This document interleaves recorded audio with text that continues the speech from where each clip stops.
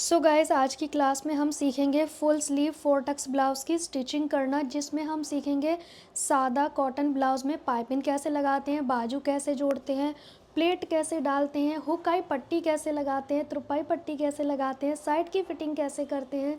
सारी चीज़ें full sleeve blouse में फोर टक्स ब्लाउज़ की स्टिचिंग करना सीखेंगे, बहुत सरल और बहुत आसान तरीके से। तो चलिए स्टार्ट करते हैं। सबसे पहले हम ब्लाउज़ के सभी पार्ट्स को रखेंगे और हम स्टिच करना स्टार्ट करेंगे। ये कॉटन ब्लाउज़ है तो बहुत आसानी से सिल जाता है।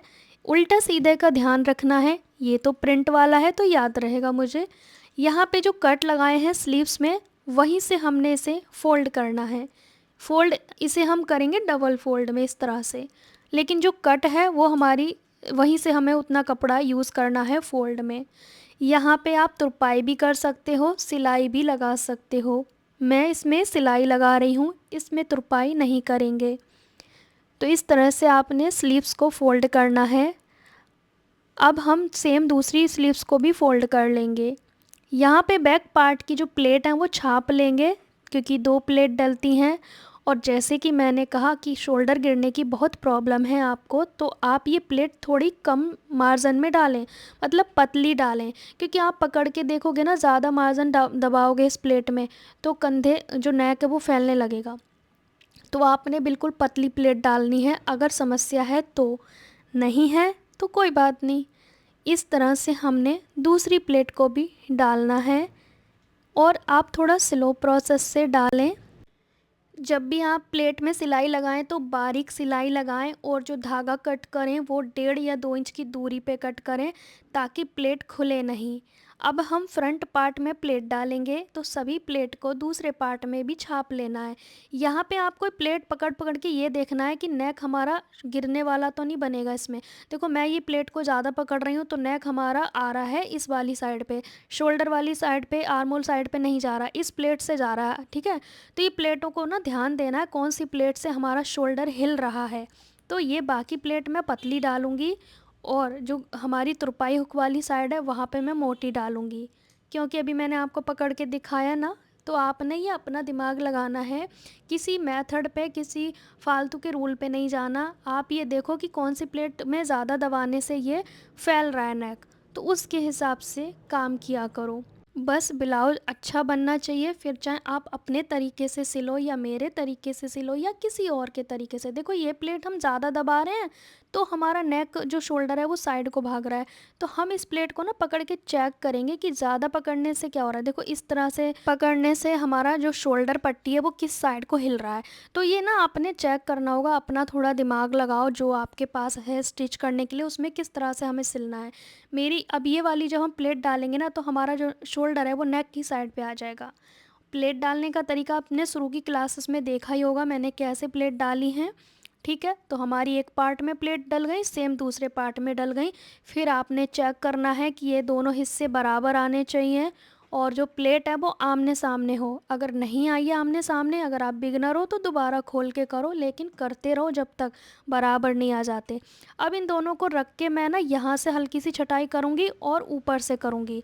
इससे क्या है ना, बीच में जो गैपिंग बन रही है वो ख़त्म हो जाएगी, वरना बीच का हिस्सा अंदर को जा रहा है।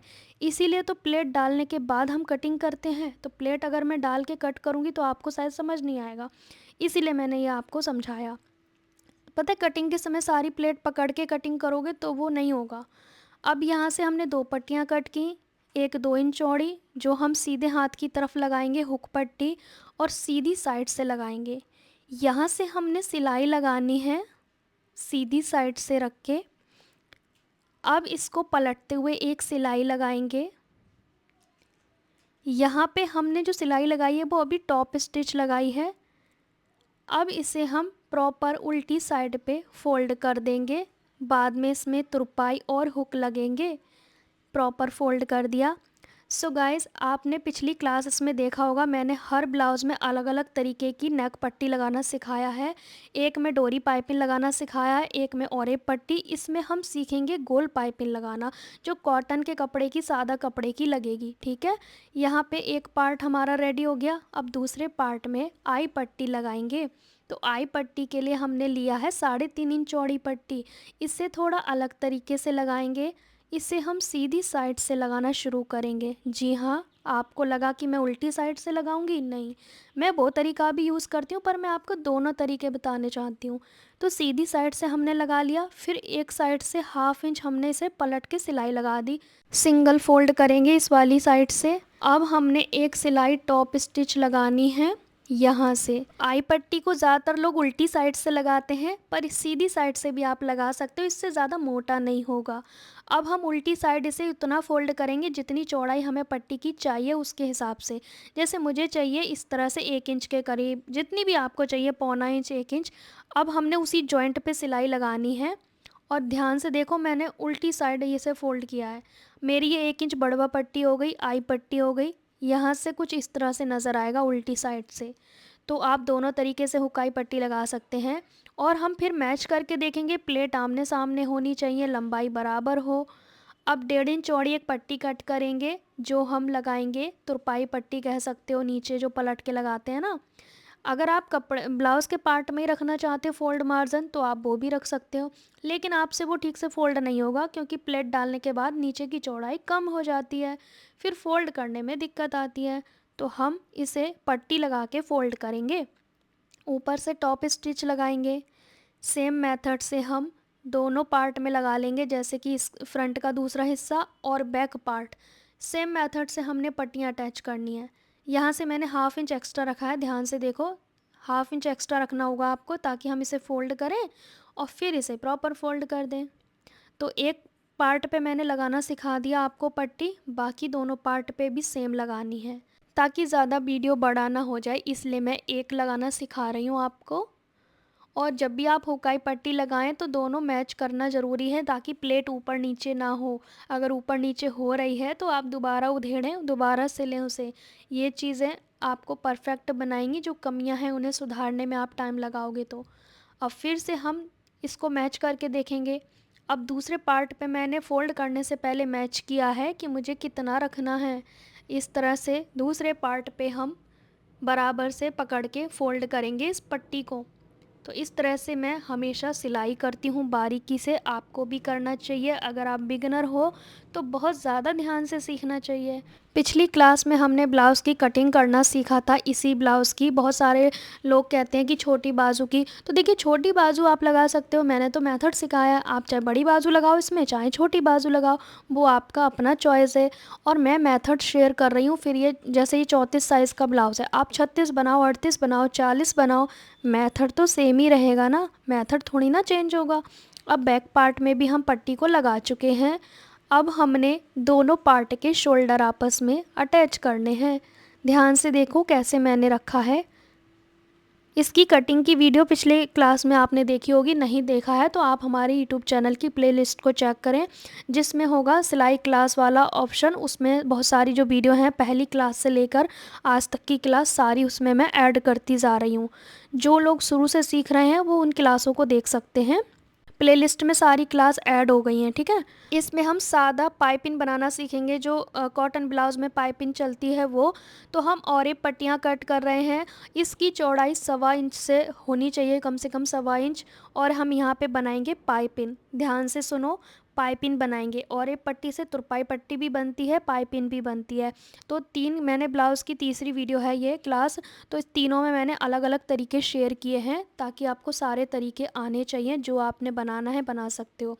और ये पट्टी की डिटेल क्लास मैंने शुरू की 2nd या 3rd वीडियो में मैंने सिखाया था, तो वहाँ पे आप देख सकते हैं। और ये पट्टी किसे कहते हैं, कटिंग कैसे करते हैं, स्टिच कैसे करते हैं, तो शुरू में मैंने इसलिए सिखा दिया था ताकि जब ये ब्लाउज़ की क्लास चले तो आपको कोई प्रॉब्लम ना आए, ठीक है।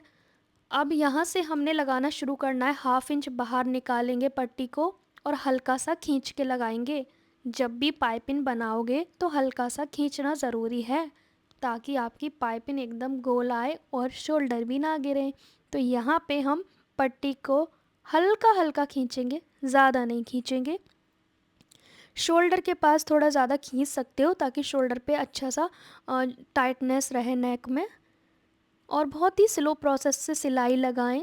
यहाँ पे गोलाई जो है, अब जो मार्जिन है ना शोल्डर का, वो एक ही साइड पे रखना है, दोनों साइड में। मतलब इस साइड के शोल्डर का मार्जिन जिधर है तो दूसरे में भी सेम होना चाहिए। अब यहाँ पे हम एक्स्ट्रा पट्टी कट करेंगे थोड़ा 1/2 इंच के करीब यहाँ से।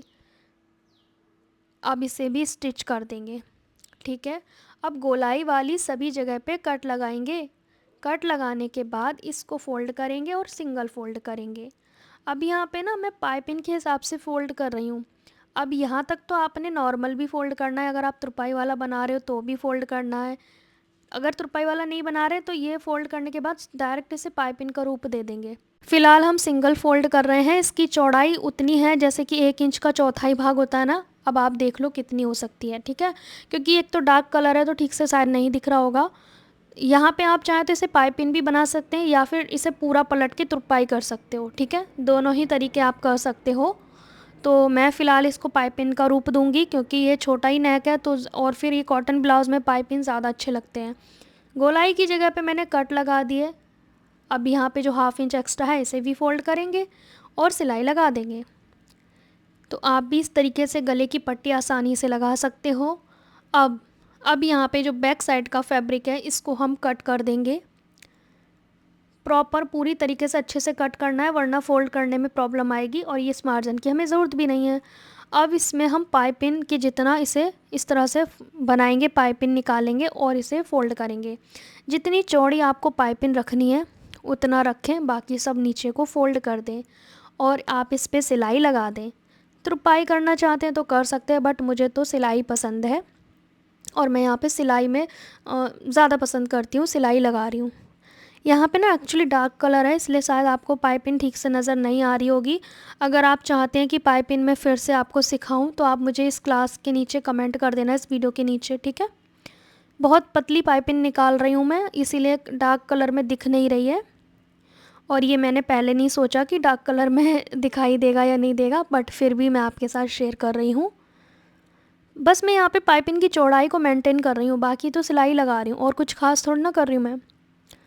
पर यहाँ पे ना स्लो प्रोसेस से करना है। जो ये पाइपिंग का जॉइंट होता है ना, उस जॉइंट पे सिलाई आएगी ना तो पाइपिंग अपने आप उठ जाएगी, उभर जाएगी, उभरी हुई आएगी, डिज़ाइन अच्छा लगेगा पाइपिंग का। उससे हट के सिलाई नहीं लगानी चाहिए। कई लोग पाइपिंग के ऊपर लगा देते हैं, कई लोग पाइपिंग से थोड़ा दूर पे लगाते हैं, नहीं, जो सिलाई के जॉइंट आ रहा है, गहराई आ रही है, उसके ऊपर सिलाई लगानी है। क्योंकि उससे क्या है ना, पाइपिंग में उठाव आएगा। देख सकते हो हमारी पाइपिंग तो कंप्लीट हो गई है। वैसे मैं काफ़ी कोशिश कर रही हूँ कि आपको ये पाइपिंग अच्छे से नज़र आए। देख सकते हो कितनी अच्छी पाइपिंग हमारी बनी है। उल्टी साइड पे ये खुद से पलट नहीं रही है। और आप इस तरह से भी ना मैच कर लेना, छोटा बड़ा नहीं होना चाहिए, प्लेट से प्लेट में मिलनी चाहिए और नीचे ऊपर की लेंथ भी बराबर होनी चाहिए। पाइपिंग तो हमारी कंप्लीट हो गई। अब फिटिंग के निशान लगाएंगे। तो यहाँ पे आई पट्टी को छोड़ के मैंने 8.5 पे निशान लगाया क्योंकि 34 का चौथाई भाग 8.5 होता है। कमर हमें रखनी है 7.25, क्योंकि मेरे कस्टमर का नाप तो 28 है पर उनका फ़ोन आया कि थोड़ा सा लूज़ कर देना कमर पे, तो मैं थोड़ा सा लूजिंग इसमें रख रही हूँ, ठीक है। तो 7.25 के करीब मैंने रखा है। चेस्ट का चौथाई भाग, यहाँ कमर का चौथाई भाग, ये हुक वाली पट्टी है ना, उसको इंक्लूड करना है। और आई पट्टी को छोड़ के नाप लेते हैं फिटिंग का। निशान लगा दो, ठीक है। इस तरह से दोनों साइड पे हम निशान लगा देंगे। अब यहाँ पे पिन से रोक लेंगे। पिन से रोकने के बाद अब हम फिटिंग करेंगे, क्योंकि इसे रोकने से आसानी होती है। नाप के देखो साइड से कुछ भी एक्स्ट्रा हो रहा है तो उसे कट करो, लेकिन दोनों साइड से बराबर कट करना है। कैंची चलानी है तो दोनों साइड से चलानी है, एक साइड से नहीं, ठीक है। और नीचे का हिस्सा मैं इसे डबल फोल्ड कर लूँगी, बैक वाला भी। जैसे मैंने फ्रंट में तुरपाई पट्टी फोल्ड कर ली है, वैसी बैक वाली भी कर ली मैंने डबल फोल्ड। अब साइड की फ़िटिंग करेंगे। साइड की फ़िटिंग करते वक्त ये दोनों हिस्से बराबर होने चाहिए। अगर आपने प्लेट में कम ज़्यादा फोल्ड किया होगा तब आपका छोटा बड़ा हो सकता है, अदरवाइज़ एक बराबर ही आएगा, ठीक है। अगर छोटा बड़ा हो रहा है तो कैंची से कटिंग ना करें, पहले प्लेट को छेड़खानी करें। प्लेट में कम ज़्यादा दबाओगे तो साइडें छोटी बड़ी हो सकती हैं, ठीक है। अब हमने चेक भी करना है कि भाई मेरा 34 आ रहा है कि नहीं आ रहा है, तो मेरा तो आ रहा है। अब स्लीव्स को हम फिटिंग करेंगे, स्लीव्स अटैच करेंगे। बाजू लगाने का बहुत आसान तरीका है। यहाँ पे गोलाई का आधा लेंगे, ऊपर बाइसेप्स का आधा लेंगे। मैं ध्यान से सुनो, मैंने बाइसेप्स बोला है, आर्मोल नहीं बोला है।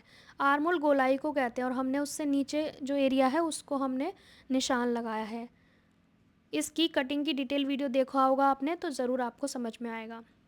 2 सिलाई लगाएं बाजू में भी, ताकि भाई कस्टमर मोटा हो जाए तो वो ढीला भी तो कर सके। तो मैं यहाँ पे लगा दे रही हूँ सिलाई, पर ये कस्टमर कभी मोटे होते नहीं हैं, पर हम तो अपना सिलाई लगाएंगे ही लगाएंगे। ठीक है, यहाँ पे कैंची से कट लगा देंगे ताकि यहाँ पे कॉटन है तो इसमें ओवरलॉक की कोई नीड नहीं है, बट मैंने कट लगा दिया है। कट लगाने से अच्छा रहता है। अब स्लीव किस साइड की है वो भी देख लेते हैं। अब इन्हें आपस में अटैच जो करना है, बहुत सारे लोग कहते हैं हमारी बाजू छोटी पड़ जाती है, आर्मोल बड़ा हो जाता है। अरे भाई, कटिंग सही नहीं की है ना, इसीलिए ऐसा होता है। कटिंग के समय हम आर्मोल राउंड भी तो चेक करते हैं। अब स्लीव का कट ब्लाउज़ के शोल्डर पे रखेंगे, बिल्कुल मैच करते हुए सेंटर से सेंटर, और इस साइड हम आर्मोल वाले मार्जिन को दोनों का पकड़ेंगे और इस तरह से चेक करते रहेंगे बीच बीच में, ताकि हमारी जो स्लीव्स है वो छोटी बड़ी ना हो। मैं चेक कर रही हूँ बार बार कि कहीं छोटा बड़ा तो नहीं हो रहा। तो मेरा तो भाई परफेक्ट आया है, क्योंकि मैंने कटिंग जो परफेक्ट की है। टाइम लगाना ज़रूरी है, आपको ज़्यादा आफत नहीं करनी है, जल्दबाजी नहीं करनी है। अगर आप कुछ सीखना चाहते हैं तो आप सब्र के साथ सीख सकते हैं, शोर के साथ नहीं। इस तरह से आर्मोल का मार्जिन एक साइड फोल्ड करेंगे ब्लाउज़ का, और स्लीव का मार्जिन दूसरी साइड फोल्ड करेंगे। दोनों का अपोजिट फोल्ड करना है। ठीक है, मार्जिन दोनों का अपोजिट फोल्ड करना है। बहुत सारे लोग कहते हैं खुली बाजू जोड़ें या गोल बाजू जोड़ें। मेरा सजेशन है ब्लाउज़ में दोनों तरह से जोड़ सकते हैं, बट सूट में आपने गोल बाजू ही जोड़ना है। ये मेरा सजेशन है, बाकी आप करोगे वही जो आपकी मर्ज़ी है। बाकी यहाँ से मैं बार बार चेक कर रही हूँ कि हमारी स्लीव छोटी या बड़ी तो नहीं हो रही। देखिए, स्लीव बड़ी होना अच्छी बात है, छोटी होना सही नहीं है। बड़ी होगी तो उसे लूज़ लूज़ लगा सकते हैं, और लूज़ ही लगानी चाहिए। बाजू कभी भी खींचनी नहीं चाहिए, ये मेरा एक्सपीरियंस है। ताकि झोल आएगा तो वो खिंचाव जैसा महसूस होगा, अच्छा नहीं लगेगा, टाइट हो जाएगी स्लीव्स। सो गाइस, बहुत सारे लोग कह रहे हैं कि हमारी क्लास छूट गई है तो हम क्या करें। तो क्लास तो इस चैनल पे परमानेंट रहेंगी, आप शुरू से सीख सकते हैं। इस चैनल पे फर्स्ट डे जो क्लास डाली है वहाँ से आप सीख सकते हैं। प्लेलिस्ट में सारी वीडियो आपको मिल जाएंगी। आप ये ना सोचें कि आगे निकल गए पीछे निकल गए, उससे क्या फ़र्क पड़ता है। आप पहली क्लास देखो, आप यही सोचो कि पहला दिन है, क्यों सोचना कि आगे निकल गए। आप अपने क्लास की नंबर के हिसाब से चलो। आपको ज़रूरी नहीं है कि मैं आगे निकल गई तो अब आप नहीं सीख सकते, पीछे रह गए, नहीं। आप सोचो कि पहली क्लास आज ही अपलोड हुई है, ऐसा मान के आप सीखो। हमारी इस तरह से दोनों स्लीव हम अटैच कर लेंगे, जैसे ये वाली अटैच की है। फिनिशिंग देख सकते हो, सेंटर से सेंटर मिला है, आर्मोल का जॉइंट आर्मोल से मैच हुआ है, तो कोई खिंचाव नहीं है, कोई झोल नहीं है, कोई रिंकल नहीं है। इस तरह से आप दूसरी स्लीव भी अटैच कर सकते हैं। फाइनली आप देख सकते हैं ब्लाउज़ बनके कंप्लीट हो गया है। अब ये हुक्काई तुरपाई पे चला जाएगा, इसीलिए मैं अभी पिन लगा के आपको दिखा रही हूँ, क्योंकि संडे को ये ब्लाउज़ जाने हैं कस्टमर के, तीनों ब्लाउज़, और मैंने अभी फ़िलहाल हुक्काई तुरपाई नहीं दिया है। हुक्काई तुरपाई के लिए मैं भेज दूँगी, वहीं से ये ब्लाउज़ चले जाएंगे, तो मैं बाद में आपको नहीं दिखा पाऊँगी, इसीलिए मैं बिना हुक्काई के दिखा रही हूँ आपको, पिन से रोक के। So guys, full sleeve 4 tucks blouse की कटिंग स्टिचिंग की क्लासेस आपको कैसी लग रही हैं, अच्छी लग रही हैं तो कमेंट ज़रूर किया करो। यहाँ तक वीडियो देखा है आपने तो यस टाइप करो, और हो सके तो आप भी साथ के साथ कोई सस्ते कपड़े में बना के देखो। बिगनर हो कोई बात नहीं, पर सो आप गाइस, सीखो आपको कैसा ज़रूर। लगा मेरा ये तरीका 4 टक्स ब्लाउज़ को सिलने का, स्टिचिंग करने का, ये तरीका साइड फिटिंग करने का, स्लीव अटैच करने का, और गोल पाइपिंग जोड़ने का, और कॉटन ब्लाउज़ में कैसे हम सिंपल पाइपिंग लगा सकते हैं। यहाँ पे एक चीज़ मैं आपको बता दूँ, कटिंग अगर आप बाइसेप्स के अकॉर्डिंग करोगे, आर्मोल के अकॉर्डिंग करोगे, तो आपकी बाजू कभी छोटी नहीं पड़ेगी स्टिच करते समय। तो बेटर है इस चीज़ पे आपको ध्यान देना है, कैसे बाजू हमें जोड़नी है, और उससे पहले कटिंग कैसे करनी है, क्योंकि कटिंग सही होगी तभी तो स्टिचिंग सही होगी। सो गाइस, मिलेंगे नेक्स्ट क्लास में, तब तक के लिए बाय बाय।